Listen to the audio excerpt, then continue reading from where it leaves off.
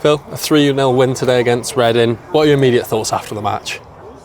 Well, obviously very pleased. I felt looking at Reading the first two games of the season that their starting 11 is probably as good as anything. Obviously they're a bit weak in terms of the squad because of the takeover situation, but they're a threatening team and they showed that at Birmingham.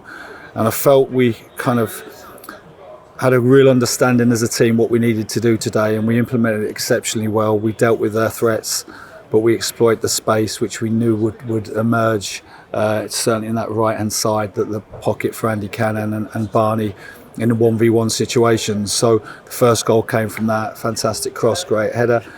The second one, I just hope that move gets the credit it deserves, because that was an outstanding passage of play.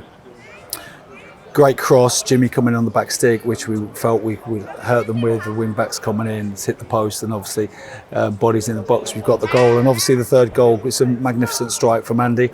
The game petered out a little bit. It was a very hot day, and job done for us. And all in all, the lads have really stuck to the game plan well today. As you said there, goals for Ollie, Elliot and Andy today. Just how useful is it when you've got a range of players across the pitch that can contribute in those forward areas? Of course, yeah.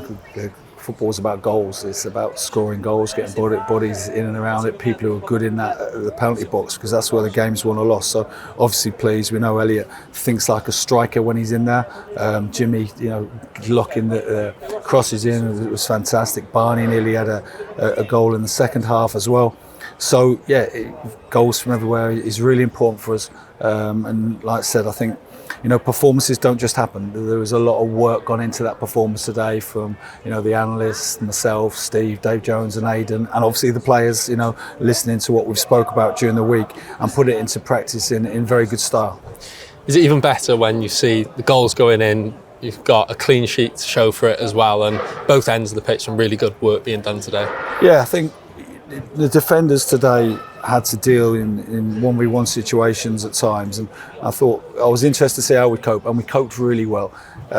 We knew that wings passing from almost a quarterback position, a lot of long raking passes, and we had to be ready for that. And I thought we did that really well, and when we needed to double up around the box, we doubled up well and nullified their threatening players. Paul Mullin making his return must be a big boost for everyone around the place. Yeah, of course. I mean, Mo's, he's had to work hard to get to this stage. He's now got a free week on the training pitch, which is great for us. And there's nothing better to go into that week with 3 points. And it's good to have him back. He's a great lad. Good to have him back on the training ground first and foremost, and back on the bench today. But I thought Jack, it worked tirelessly for the team again. I think make sure that Jack gets a lot of credit, because he really has put a lot of effort in, but not just effort, but intelligence in terms of the way he's defended out possession and the runs he's made. So unlucky when he's broke through on the right hand side and the keeper's made a terrific save from him.